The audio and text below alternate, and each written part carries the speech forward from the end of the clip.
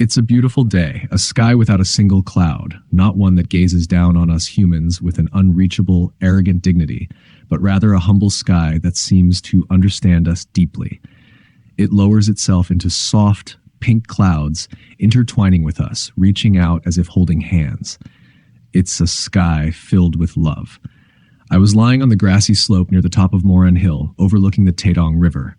The river, with its blue waters, flows ceaselessly, pouring itself into the Yellow Sea. On this day, the 3rd of March, marks the first day of boating on the Taedong River. Below, on the shimmering black water, blue pleasure boats glide over the waves, carrying melodies enchanted with the fragrance of spring, swaying in the gentle spring breeze, softer than velvet. Accompanied by entertainers' songs, traditional Korean music drifts slowly, longingly, gracefully, and tenderly. It refuses to relent until it harmonizes with all the beauty of spring, the clear spring water of the Taedong River, the verdant sprouts emerging on the blue willow walls, even the vibrant veins throbbing in people's chests in spring, all in the moist spring air, trembling with life. It's spring. Spring has come. The gentle breeze weaving through the dense pine trees or brushing past the emerging grass creates a melody that is uniquely beautiful, unlike anything else. Oh, the intoxicating beauty of spring. Having spent my youth in Tokyo without fully experiencing such springs, I cannot help but be more deeply moved by it than those who have always known it. Within Pyongyang Castle, the signs of spring are subtle, with only the budding saplings and willows hinting at its arrival. Yet beyond Moran Hill and the Taedong River, in the lush forests reminiscent of the Garden of Eden, the splendor of spring has fully blossomed. There, the vibrant blue of Moran Hill is adorned with the fresh green of wheat and barley, already fairly grown. The sight of farmers standing proudly in their fields, gazing out with satisfied smiles, can easily be imagined. Clouds seem to dance endlessly across the sky. The shadows they cast upon the wheat retreat alongside them, revealing a new green hue as if freshly painted. When the wind blows gently, the well-grown grains sway like waves, gracefully dancing in unison. Birds, singing praises of spring, trace circles in the sky, adding a sweeter essence to the already beautiful spring scene. Warm spring, rising majestically. Warm spring, rising majestically. I murmured these words a few times before lighting my pipe. The smoke spiraled steadily into the sky. Spring had also come to the heavens. The sky was low. It seemed as if one could reach out and touch it from the top of Moran Hill. Above that low sky, pink clouds floated lazily in clusters, drifting here and there. Immersed in this beautiful spring scenery and listening to the whispers of spring, I couldn't help but think of utopia. Why do we tirelessly strive and toil, if not for the creation of utopia? Whenever I think of utopia, my thoughts turn to the great Emperor Qin Shi Huang, who was known for his great intellect and his full enjoyment of human greatness. Emperor Qin, who sent hundreds of ships in search of the elixir of life, built his palaces extravagantly and indulged in feasts with thousands of courtiers daily, all in pursuit of creating a utopia on Earth. Regardless of the criticisms of tens of thousands of historians, can be considered a connoisseur of life and the greatest figure in history. With such pure and courageous individuals, even if human history were to end, it could be said that humanity had once possessed a great person. He was a great man, I said, lifting my head. At that moment, near the journalist's tomb, I heard a sorrowful melody vibrating through the spring air, drifting towards me. I listened closely, unconsciously drawn to the sound. It was the song of Baettaragi. Even the most skilled jesters or entertainers could not compare. That's how remarkable the singer of that song was.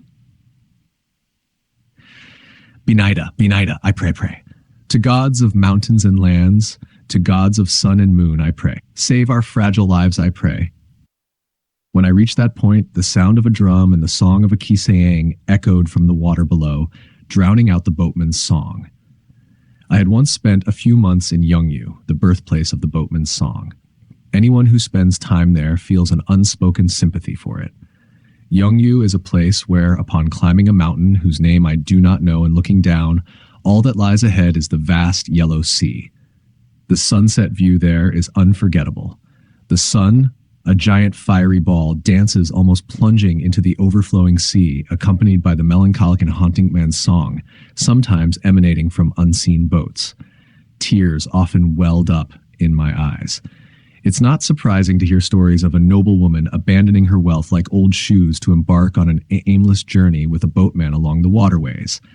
Even after leaving Yeongju, the boatman's song remained deeply etched in my heart. The thought of returning to hear that song again and see that scenery never left my mind.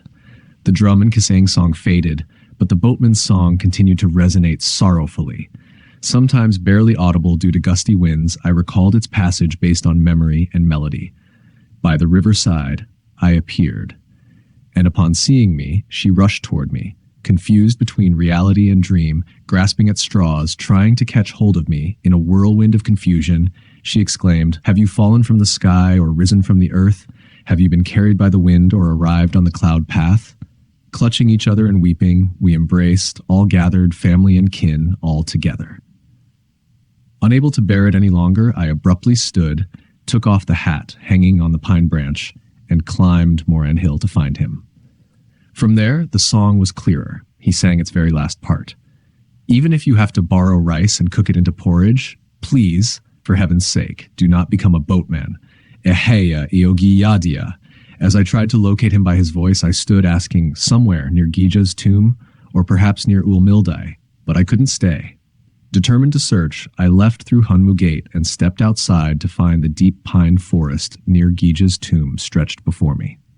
"From where?" I asked again. At that moment, he began to sing the boatman's song anew, the sound coming from the left. Realizing it, I groped through the pine trees until I found him, rolling alone in a bright, spacious area near the journalist's tomb. His face matched my expectations. Square features, a thick forehead, earnest eyebrows, indicating a life of toil and a gentle nature. Upon seeing me observe, he stopped singing and sat up. "Why? You can keep singing," I said, settling beside him. He replied, gazing up at the vast sky. His keen eyes mirrored the sea's vastness and expanse, unmistakably a boatman. "Is Yeongju your hometown?" "Yes, born there, but I haven't returned in 20 years. "Why not? Isn't it fate?" he sighed, pondering his fate. "After all, fate has the strongest grip." His words, emphasizing destiny's dominance, carried lingering resentment and regret. "Is that so?" I simply glanced at him. After a moment's silence, I spoke again. "Let's hear about your experiences for a change. If there's nothing to hide, that is." "Well, there's nothing to hide." "All right then, how about sharing the story?" He glanced back at the sky. After a while, he nodded. Noticing me lighting a cigarette, he did the same before starting to speak. "It was an unforgettable day in August, 19 years ago," he began. He went on to recount, his village, a small fishing village facing the sea, lay about 20 miles from Yeongju. In this tiny community of about 30 households, he and his younger brother were well-known figures, considered the wealthiest and most skilled fishermen. They were also celebrated singers, particularly known for their rendition of Baettaragi, a traditional Korean folk song among fishermen. They were the prominent figures in their neighborhood. Their parents had passed away when he was 15, leaving him and his younger brother, who lived nearby with his own family. Among the villagers, the brothers were respected for their fishing prowess and musical talent. The 15th day of the 8th month marked the Chuseok holiday. On that day, he set out for the market to buy items for the holiday feast and to purchase a mirror that his wife had always admired. "Don't forget to get a mirror bigger than the one at Tangson's house," his wife reminded him as they walked towards the village road. "I won't forget," he assured her, basking in the warm morning sunlight. He adored his wife, who was unusually elegant and beautiful for their rural community. He confided in me about this. In the village at that time, their relationship appeared enviable to others. Elders often advised him to cherish his wife. Their relationship was good, almost too good, which sometimes stirred jealousy in him. His wife, though not intentionally provocative, was naturally charming and friendly, which occasionally drew envy from others. In their village, whenever there was a holiday, young people gathered at their house under the guise of cleanliness.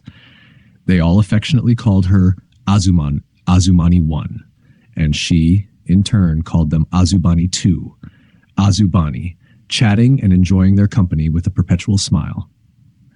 Observing these gatherings from a distance, he would often confront his wife after the young people left, sometimes resulting in heated arguments. His younger brother would occasionally intervene, trying to calm the situation. He harbored a deep-seated resentment towards his brother. His brother possessed an inherent dignity, uncommon among rural folks, maintaining fair skin despite daily exposure to the sea breeze. More significantly, he couldn't bear the kindness his wife showed towards his brother. About 6 months before leaving Yongyu, or to be precise, 6 months before his birthday when he went to buy a mirror at the market, there was a celebration at their house. Despite a sumptuous feast, he had a peculiar habit of leaving the tastiest dishes uneaten, consuming them later. His wife, aware of this habit, attempted to offer these leftovers to his brother when he arrived around lunchtime.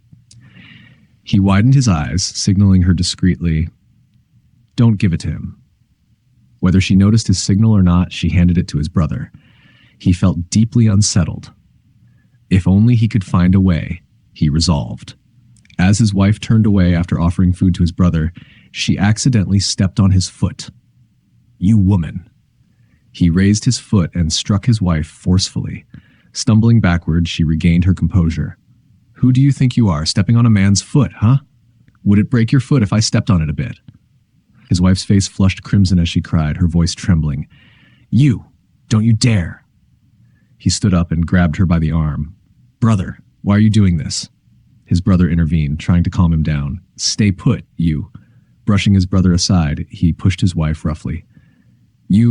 I'll get out. Get out. Even if I die, I won't leave this house." "You won't leave?" "I won't. Whose house?" Her determination not to leave struck him hard at that moment. He no longer wanted to harm her. With a heavy sigh, he said, "Damn it, then I'll leave." He stormed out the door. "Brother, where are you going?" Ignoring his brother's question, he headed straight to the nearby tavern without looking back. There, he sat across from the woman selling alcohol at the drinking table, silent. That evening, slightly intoxicated, he returned home with a bundle of rice cakes for his wife. Thus, peace prevailed for another 3 or 4 months. However, this peace could not last forever. It was shattered once again, this time because of his brother. Starting in early May, his brother, who often visited Yongyu village, began staying there for several days at a time from May 29th onwards. Rumors spread that he had taken a mistress in the village. Upon hearing these rumors, his wife grew to despise his brother's visits to Yongyu village even more than before, finding them more intolerable than pests. Whenever his brother stayed for several days and then returned, she would immediately go to his brother's house to confront him, even arguing with his brother's wife to prevent him from visiting the village. In early July, his brother stayed in the village for about 10 days. As before, his wife argued with his brother and his sister-in-law, unable to prevent them. Finally, she even suggested to him that they should not allow his brother to continue his misconduct. Unable to tolerate such a scene, he shouted out in frustration right away. "What's it to you? I don't want to hear it." "You coward. Can't even stop your brother from doing such things," she retorted angrily. "What's happening?" He stood up abruptly. "You scoundrel!" Before he could finish his sentence, his wife collapsed to the ground with a loud thud. "What's come over you? Where did you learn to speak like that? Where did you learn to strike a woman like that? You scoundrel!" His wife cried out in pain. "Are you just going to stand there? Get out! Don't just stand there! Get out of our house!" He shouted, pushing her out, and she ran away crying. "You think I can't leave? Damn woman!" He muttered as if spitting, slumping back into his seat. Even as darkness fell, his wife did not return. Though he had driven her out, he still waited for her to come back. In the dimness, he didn't even light a lamp, trembling with anger as he awaited her return. However, the sound of his wife's laughter, sounding genuinely happy, echoed from his brother's house all through the night. He sat there, unmoving, all night long. As dawn approached, he went to the kitchen, picked up a kitchen knife, and swung open the door, intending to kill his wife and brother. If his wife hadn't been standing outside the door, looking worried and staring at him, he might have ended up killing both his wife and brother. As he looked at his wife, a wave of love engulfed him. He threw the knife aside and rushed to her, pulling her close, despite their shouting and scratching at each other. Such stories could go on endlessly, but the triangular relationship between him, his wife, and his brother was roughly like this. In the marketplace, he found a mirror that suited his liking. Though it might seem imperfect by today's standards, in that rural village back then, it was a rare treasure. After buying the mirror and finishing his errands, he thought about how happy his wife would be with it. With the warm glow of the setting sun reflecting off the overflowing sea, he returned home without stopping by the tavern, unlike his usual routine. However, when he entered his house, an unexpected scene unfolded before his eyes. In the center of the room, there was a table with rice cakes on it. His brother stood in one corner with his towel hanging loosely around his neck and his shirt sleeves untied. His wife's hair was disheveled, her skirt falling below her navel. Both his wife and brother looked at him, uncertain of what to do, frozen in place. The three of them stood there, dumbfounded for a while, but after a moment his brother finally managed to speak. "Where did that damn rat go?" "Humph, a rat. I've caught quite the rat." Without finishing his sentence, he threw off his jacket, rushed over, and grabbed his brother by the collar. "Brother, really, the rat." "A rat? You? Caught with my wife?" After delivering a few slaps to his brother, he shoved him out the door. Then he rushed toward his wife, who stood trembling by the warmer part of the ondol room, fearing punishment. "Damn it! Where's the woman who caught a rat with her brother-in-law?" He pushed his wife down and kicked her recklessly. "I really saw a rat. Oh, I'm dying." "You too, a rat? Damn it." His arm fell heavily on her body. "Oh, I'm really dying. When I saw my brother-in-law, I thought I'd treat him to some rice cakes." "I don't want to hear it. You have an affair with your brother-in-law. What nonsense." "Oh, really, a rat appeared and..." "Just a rat. I was about to catch that rat. Damn it, die. Drown in the water and die." After striking her hard, he shoved his wife away, just as he had done with his brother. Then he uttered to them, "Go drown and be eaten by fishes." He released his fury, yet unease lingered. He moved to the warmer corner of the room, leaned against the wind barrier, and stood there, staring blankly at the rice cakes. 1 hour passed, then 2. Being a seaside village on the western edge, darkness enveloped it sooner than elsewhere, particularly around twilight.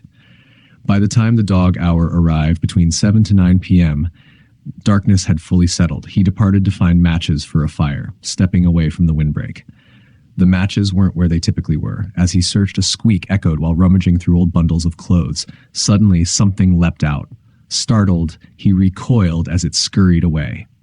"It's definitely a rat," he muttered quietly, then slumped back, disheartened, into his place. Scenes he hadn't witnessed flashed through his mind like a series of action shots. His brother returned home. His kind wife offered rice cakes to his brother. At that moment, a rat darted out from somewhere. His brother and wife chased after it. Despite their efforts, the rat escaped into a corner. They searched high and low. That was when he entered the house. "Damn woman. Hurry back." With reluctance, he resigned himself and lay down in place. However, night passed into day, and his wife did not return. Growing increasingly anxious, he set out in search of her. She was nowhere to be found at his brother's house. He combed through the entire village, but no one had seen her. Finally, he reached the seaside, 3 or 4 miles away, and found his wife. But she was not the lively woman he knew. Swollen from the water, her beautiful smile replaced with foam around her mouth. She was dead.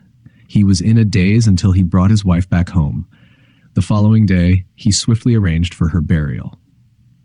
There was a hint of resentment on his brother's face as he followed along, as if saying, "Brother, what is this all about?" From the day after the burial, his brother vanished from the small village.